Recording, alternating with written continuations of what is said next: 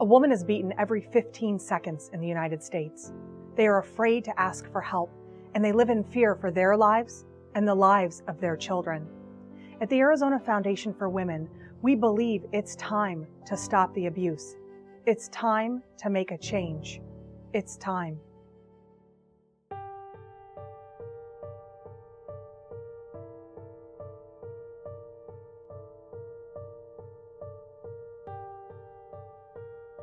Heather and Ron Samuels seemed to be a loving couple.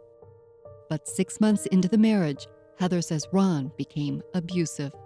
At one of the scariest points, when I told him I was going to leave him, he held a gun to my head. After years of living in fear, Heather did leave Ron. She took their 3 children and escaped to a new life. Finally happy, Heather fell in love and married John Grossman. But Heather says Ron never let go of her, stalking and threatening her life. In 1997, while driving to lunch with John, her worst fear came true. I felt the bullet just hit my neck, and then I felt my body shutting down, almost like a machine, or like it was just stopping. And I tried to scream help, and it wouldn't come out. And I fell over on my husband's lap, and I was dead. I knew when I felt that bullet hit the back of my neck, I thought he got me. There was no doubt in my mind that it was Ron. The bullet shattered Heather's spinal cord, leaving her paralyzed from the neck down and completely dependent on nurses and John. Police say Ron had hired a hitman to kill Heather. He was arrested and is serving a life sentence. But soon, her nightmare started again. John started abusing me and the children. He'd spit on me. There were times that, it got so bad that I had bruises all over my chest, where he had actually taken his fist and punched, bruises. I felt very helpless. It was horrible being in my situation because I couldn't just leave. After years of abuse, police finally removed John from the home. John was never charged with the abuse and died from a heart attack shortly after their divorce. Today, Heather and her kids are stronger than ever. She has seen the worst and made it through.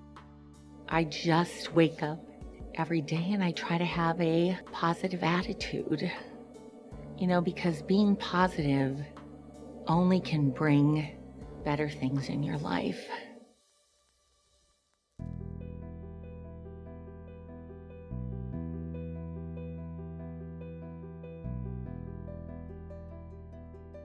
Like most seniors in high school, Josh has his hands full with homework and deciding on his future. I plan on studying psychology in general, but I'm going to study mostly forensic psychology. But he's gone through something most adults couldn't possibly understand. Josh says when he was 4 years old, his father forced him to abuse his mother. He would tell me that it was okay to hit her, okay to verbally go out against her and just say really inappropriate, terrible things. I think he would show me the behavior and then I would be abusive back towards my mom without knowing right or wrong. He would just start yelling and for no reason really, and he would hit my mom and stuff. I just remember him yelling a lot and just being really physically and verbally violent. Josh's mom, Karen, says it took her 9 years to escape. By then, she was pregnant with Josh's little sister. Josh says it all has left him scarred. I think in general, the way that he acted made me more shy and introverted. It's hard for me to get connected to people fast and hard for me to trust people. Despite all that he has been through, Josh hopes his story will help other kids like him. I'm a happy person, and I realize that I'm so lucky and that I've been through so much, and I've learned so much from what I've been through.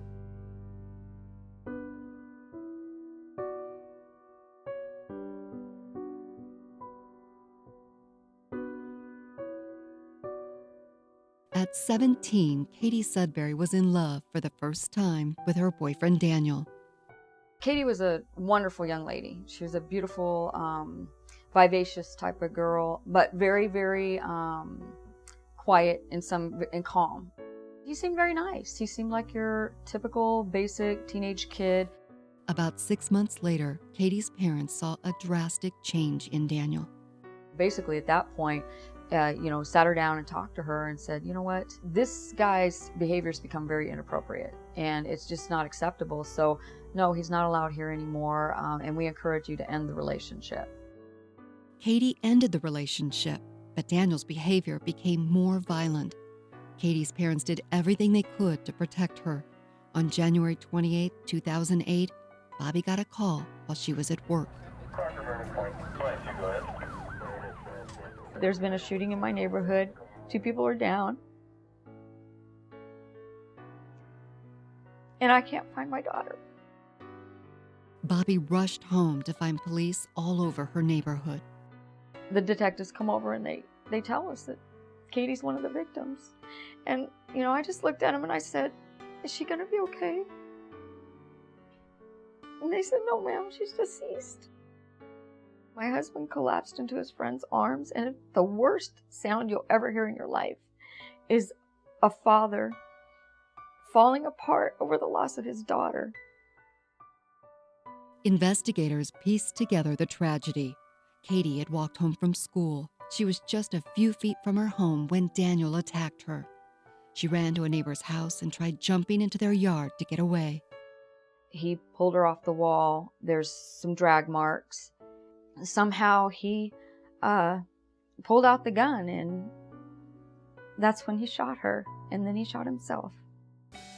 Consumed with grief, Bobby and her husband poured that into a foundation in Katie's honor. They speak at high schools about the dangers of dating violence. But perhaps the greatest honor for Katie was changing the law in Arizona. Now, people in dating relationships do have protection under the law, the same protection as any other domestic violence victim. So an order of protection can be obtained. Law enforcement can arrest the individual with or without warrant. We have those avenues now, whereas when we were going through this with Katie, we didn't have that. What we're doing is very necessary, and I'm glad we're doing it. It's a bittersweet type of thing for me. I'm very, very sad that our daughter can't be here to see it, but we know we're making a difference. On average, it takes a woman 7 times to leave an abusive relationship. She might have a small window of opportunity, and she needs and deserves a safe place to go. So our society really needs to step up and ensure that we support that very sensitive time for her to leave. In the time it took you to watch this video, 32 women were abused. The Arizona Foundation for Women is asking you to help stop the abuse. We're asking you to stand up against domestic violence in the state of Arizona. It's time.